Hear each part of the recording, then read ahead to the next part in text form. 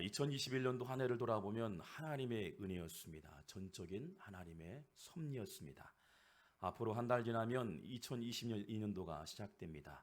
다가올 2020년도 어떤 일들이 우리 마음을 설레게 할까 기대가 됩니다.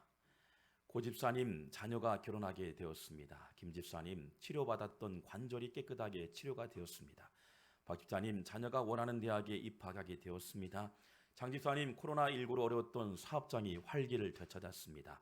강 집사님 말씀대로 살았더니 기적이 일어났습니다. 문 권사님 10년 동안 기도했던 자녀가 예수님을 믿고 변화가 되었습니다.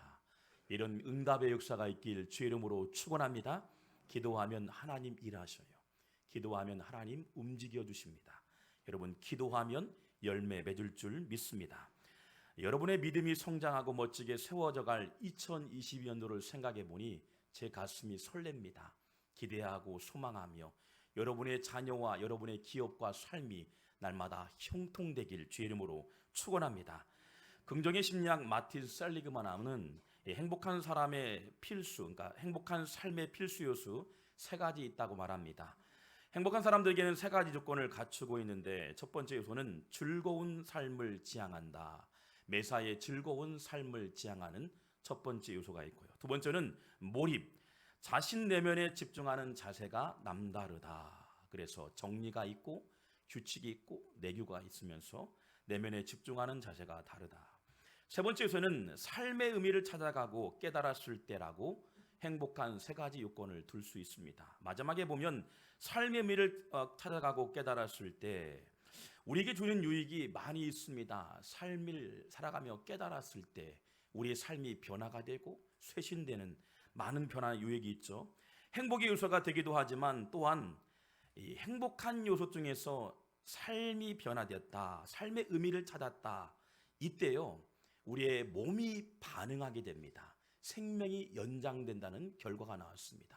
그러니 삶의 의미를 찾고 비전이 생기고 하나님의 영광을 위해 살아가는 믿음의 성도들 가운데는 생명도 연장되는 결과가 나왔다. 할렐루야. 여러분 특별한 삶의 의미를 발견하고 또한 이벤트에 영향을 받을 때요 생존율은 더 높다는 통계입니다.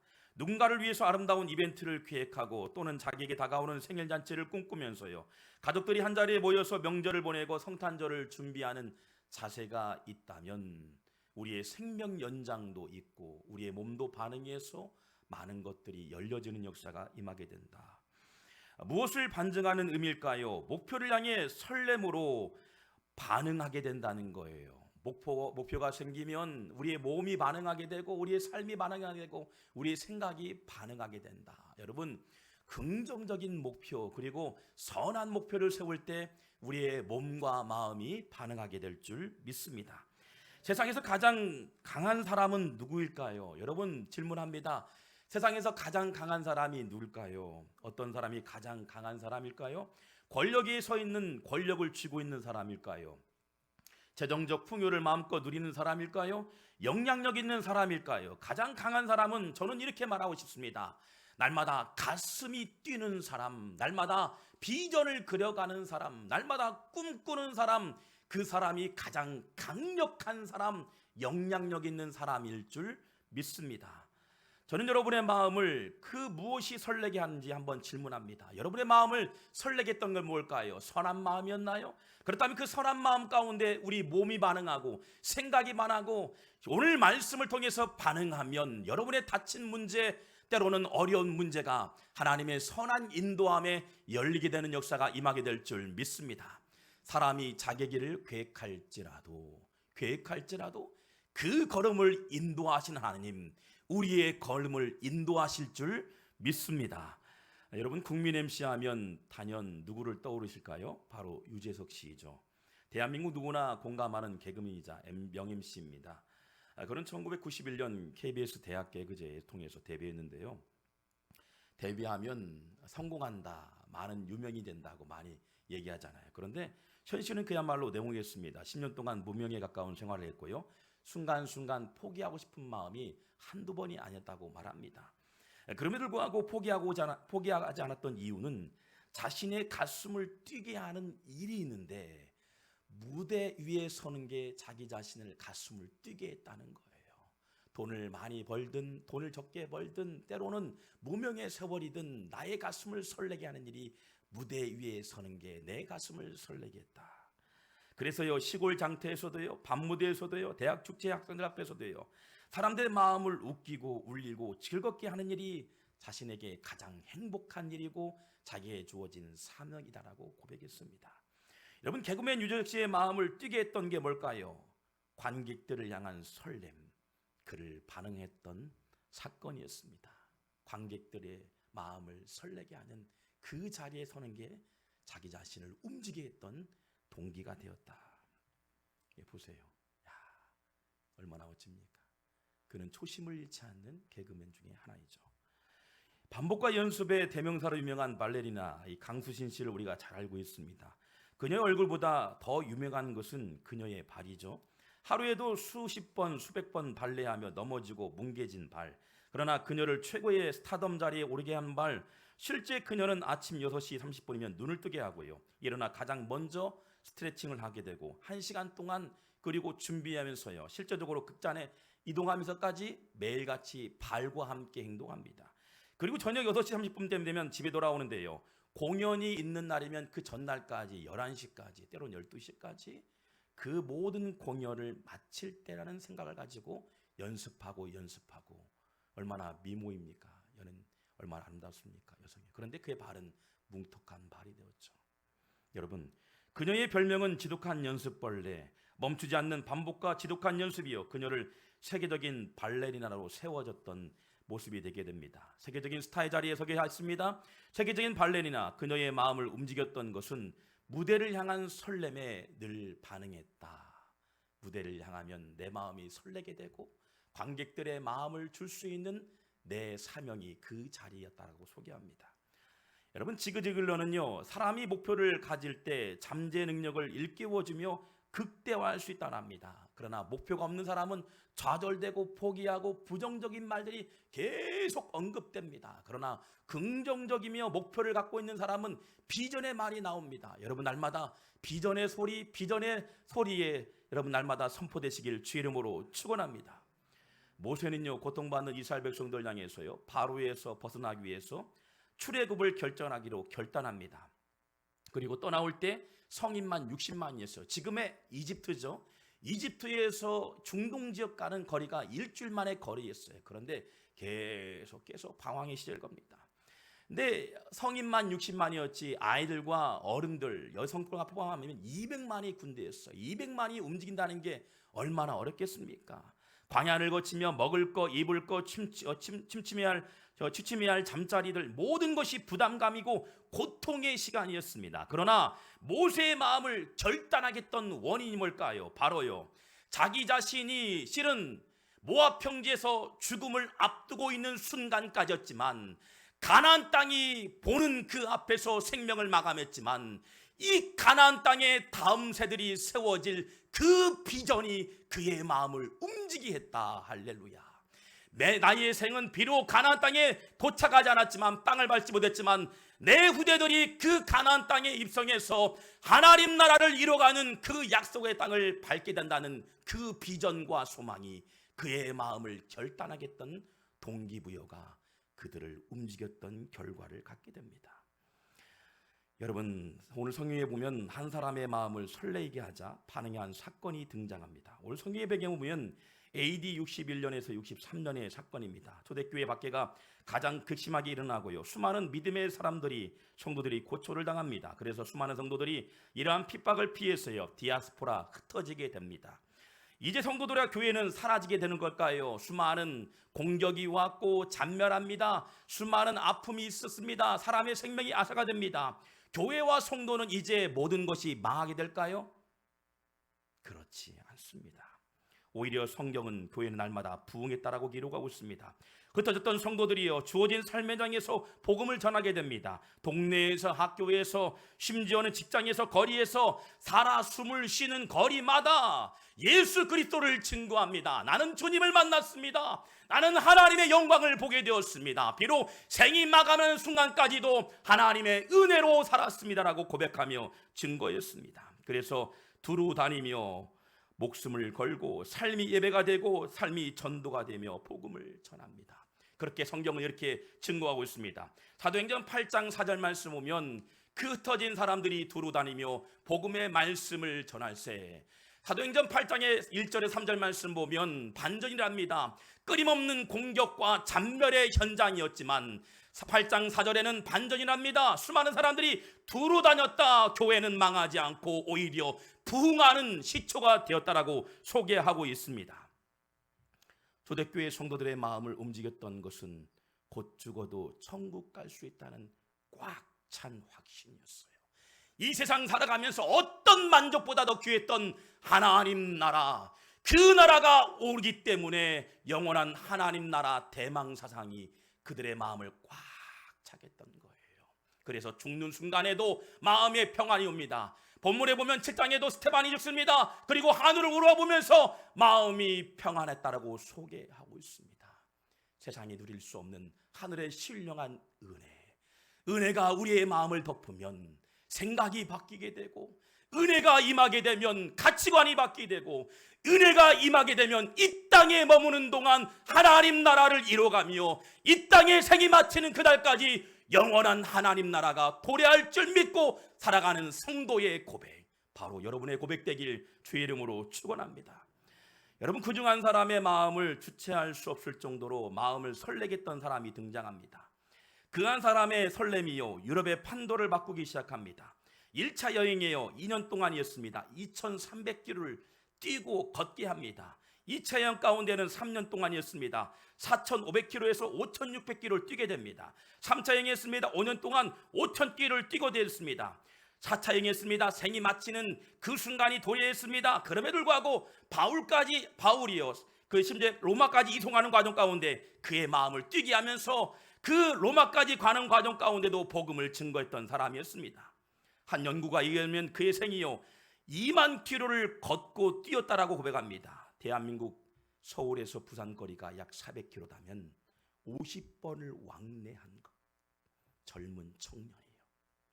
무엇에 감동받아서 어떤 열정이 있었길래 가말리아 문화에서의 모든 것을 갖고 있고 기득권이었으며 그리고 유대인이었어요. 그러나 그거 모든 것들을 내려놓았어요.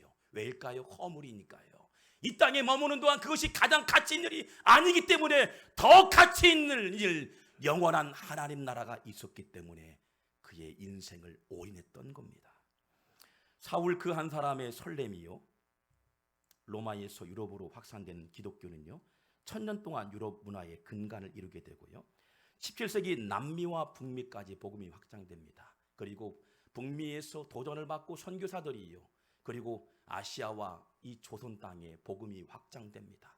여러분 아신 것처럼 전킨 선교사님에 의해서 기전대학교가 세워지고요, 예수병원이 세워집니다. 군산의 예수병원, 전주의 예수병원, 그리고 기독학교가 세워지고 신흥중고등학교, 여러분 아시는 것처럼 수많은 교회와 소문교회가 세워지죠. 잃어버린 영혼 죄에서 자유롭게 됩니다. 기쁨을 누리게 됩니다. 문제가 해결됩니다. 치유가 일어납니다. 변화가 일어납니다. 한 사람의 결단과 한 사람의 영향력이 남미와 북미와 아시아와 조선 땅에 변화가 일어나게 되는 거예요.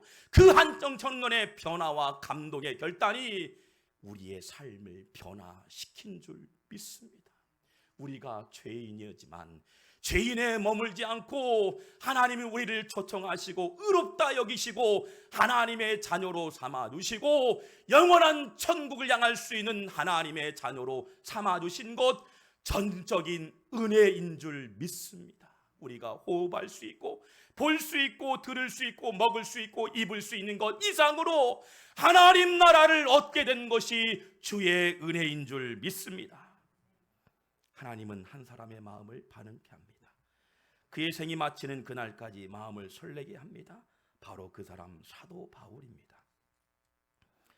처음부터 그의 마음을 설레게 반응했을까요? 그렇지 않습니다. 사도행전 8장 3절 말씀 보면 그의 악랄한 그의 삶이 보여집니다. 우리 한번 8장 3절 말씀 한번 읽어볼까요? 시작.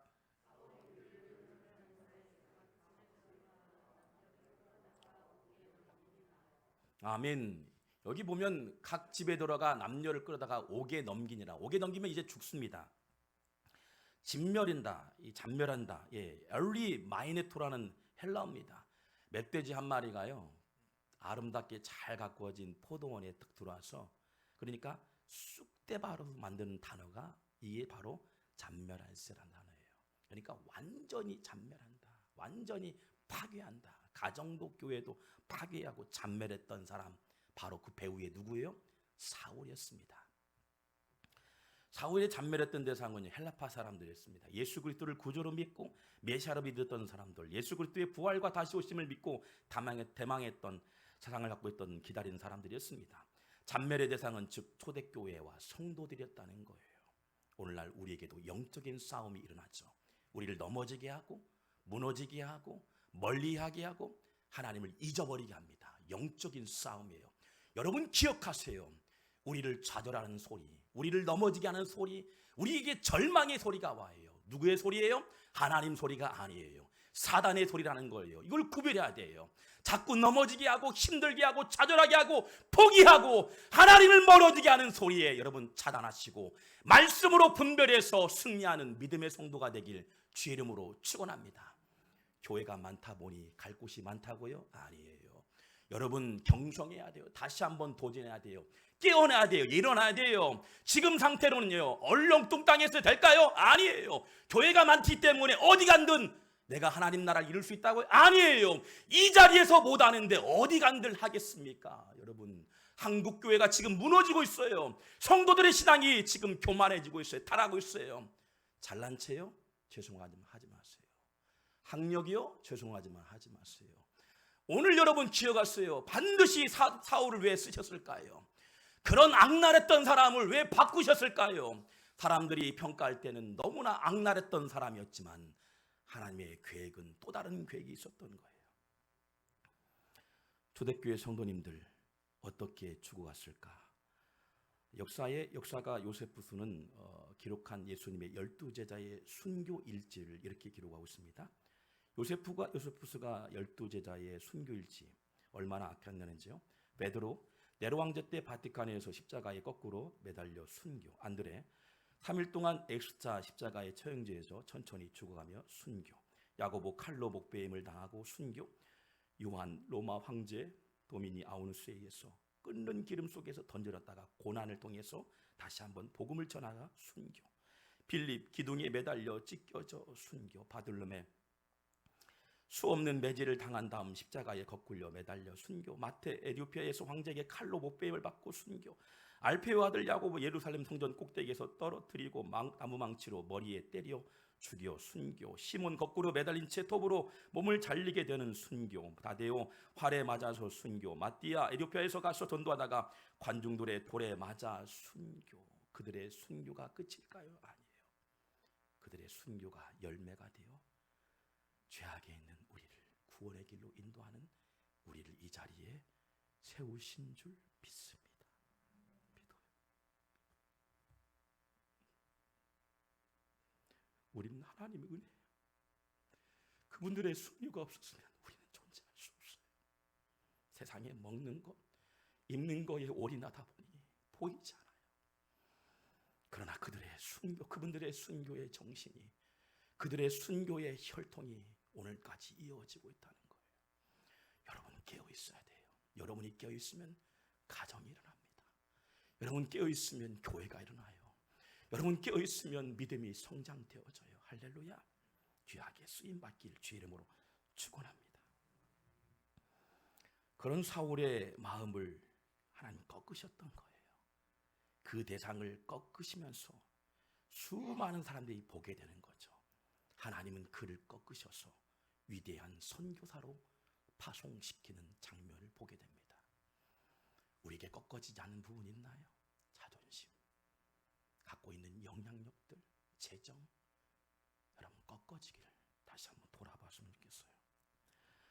그게 꺾어졌던 사건이 사도행전 9장 3절 말씀에 이렇게 기록되고 있습니다. 성경은 역사적으로 기록되고 있죠. 우리 한번 읽어볼까요? 9장 3절 말씀 시작.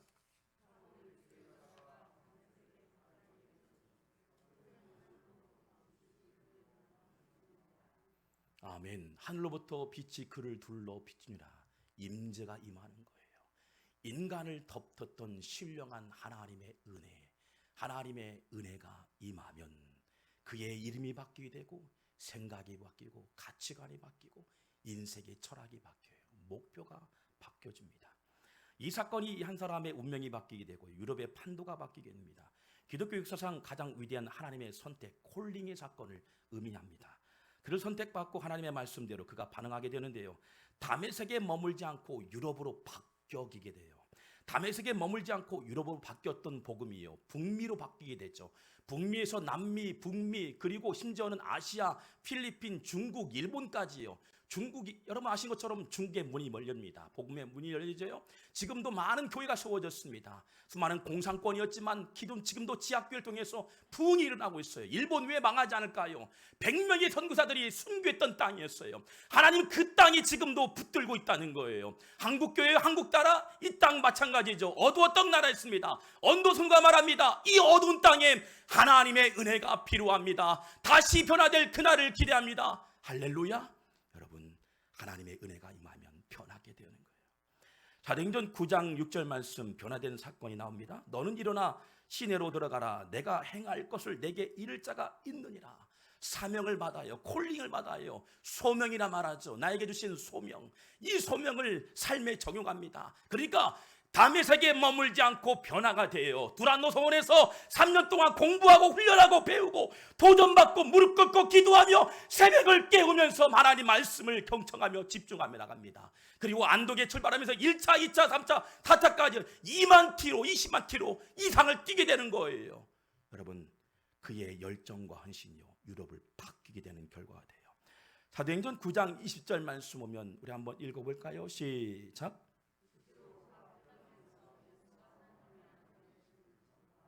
아멘. 그가 변화되어서요, 갑자기 변화가 됩니다. 그리고 하나님의 아들이심을 전파합니다. 사도행전 20장 24절 말씀 봅니다. 우리 한번 볼까요? 내가 달려갈 길과 주에게 받은 사명, 곧 하나님의 은혜의 복음을 증언한 일을 마치려 하면은 나의 생명 조금도 귀한 것으로 여기지 아니하노라. 생명을 걸었던 이유는 목표가 분명했던 거예요. 이 땅에 하나님 나라를 이루어가며 끊임없이 생명을 다하며 복음을 증거했던 사도 바울의 정신이요, 오늘날 우리에게도 복음의 은혜로 이 자리에 서게 된 줄 믿습니다. 그의 생명이 마치는 그날까지 생명을 걸고 복음을 증거했다. 성경에 소개되는 믿음의 대가들의 특징을 보세요. 반응이 다릅니다. 모세가 출애굽하여 가나안 땅을 향한 결단, 민족이 자유롭게 돼요. 여호수아가 가나안 땅을 여리고성 앞에서요, 말씀대로 7번을 돌았더니 성이 무너지게 됩니다. 다윗이 블레셋 골리앗과의 싸움에서 물맷돌을 던졌더니 소년 다윗에 의해서 여러분 블레셋 장수가 무너지게 됩니다. 말씀에 의해서 만군의 이루함으로 여호와 이름으로 선포하고 결단했던 말씀. 베드로가 바닷가에서 밤새도록 그물을 던짐이지만 말씀에 의지하여 던졌던 결단이요, 그물이 찢어지도록 얻게 되는 결과를 얻게 돼요. 신앙으로 승리했던 선배들의 마음을 움직였던 것은 말씀이 마음을 설레게 했던 거예요. 요동치게 했다는 거예요. 로고스의 마음, 본문의 텍스트의 말씀이 아니라 이 말씀이 나에게 임하면 레마의 말씀으로 일하게 되는 거예요. 나의 마음과 생각에 앞서 말씀이 역사가 되는 줄 믿습니다. 할렐루야. 초대교회 그랬고 지금의 교회가 말씀으로 일하게 될 줄 믿습니다. 이러한 절대적인 힘에 의해서 마음을 움직이는 현상을요, 신학적으로 정립한다는 바로 콜링이라 말합니다. 콜링. 저를 부르신 하나님, 여러분을 부르신 하나님, 나를 부르신 하나님, 죄악 가운데 머물렀던 저를 부르시고 하나님의 자녀로 의롭다 하시고 우리를 쓰시고자 이 자리에 여러분의 가정의 선교사로, 직장의 선교사로, 세상의 선교사로 우리를 사도 바울로 세우신 줄 믿습니다. 여러분 통해서 하나님의 원대한 계획이 날마다 이루어지길 주의 이름으로 축원합니다. 전 세계적으로 유명하고 노벨상을 수상한 수녀가 있는데요, 바로 테레사 수녀입니다. 그녀가 다르지령이라는 곳에서 기차를 타고 가는 도중에 음성을 듣습니다. 테레사야, 너는 5만 명의 거지와 2만 명의 문둥병자가 우글거리는 켈터카로 가라. 그리고 거리에서 살다가 거리에서 죽는다는, 너는 그들에게 살았을 때에 잠자리를 주고 죽었을 때 무덤을 만들어 주라. 이러한 음성에 그녀가 반응하기 시작합니다. 그녀는 2년 동안 준비하다가 마침내 1948년 8월 8일에 성경책 하나를 가지고 수녀복 한 벌을 입고요, calcuta로 떠납니다. 그녀의 마음이 꺾어지게 되고 마음이 바뀌게 되고 목표가 바뀌게 돼요. 그의 헌신을 통해서 30년 동안요, 100곳의 가나안 어린이를 볼 수 있는 고아원이 생기고요, 교회가 세워집니다. 얼마나 아름답습니까? 그녀의 마음을 움직인 하나님의 음성, 인생이 바뀌고 수많은 고아들이 은혜를 받고 주님을 만나는 줄 믿습니다. 그리고 1979년에 세계 노벨 평화상을 받게 됩니다. 그녀의 마음을 움직였던 것은, 그녀의 마음을 설레게 했던 것은 하나님의 음성이었습니다. 그녀는 음성에 반응하여 고아들에게, 가나안인들에게, 오갈 데 없는 이들에게 안식처가 되어집니다. 기적의 현장이 됩니다. 그리고 따뜻하게 어머니의 마음으로 그들을 품게 됩니다. 여러분의 가정에서 돌아가셔서, 직장에 돌아가셔서 어머니의 마음으로 품는 그런 믿음의 성도가 되기를 주의 이름으로 축원합니다. 가장 악랄했던 인생이 예수님을 다메섹에서 만나 그의 마음이 꺾으시고 다메섹에서 유럽에서 발걸음을 옮기게 하십니다. 현재에 머물지 말라 하십니다. 유럽으로 확장시켰습니다. 주의 음성을 듣고 반응하기 시작했던 청년 바울, 한 사람의 운명이 송두리째 바뀌고요, 유럽의 복음의 판도가 바뀌게 되고 남미, 북미, 아시아, 오늘날 한국 땅이 변화된 것처럼, 교회가 세워진 것처럼 저와 여러분을 향하신 하나님의 부르심에 여러분 날마다 말씀에 반응하는 믿음의 성도가 되길 주의 이름으로 축원합니다. 그리고 여러분의 서 있는 현장에서 날마다 설렘으로 일할 때 하나님께서 비전과 소명을 통해서 여러분 통해서 수많은 영혼들이 죽게 돌아오는 무대가 이루어지길 주의 이름으로 축원합니다. 기도하겠습니다.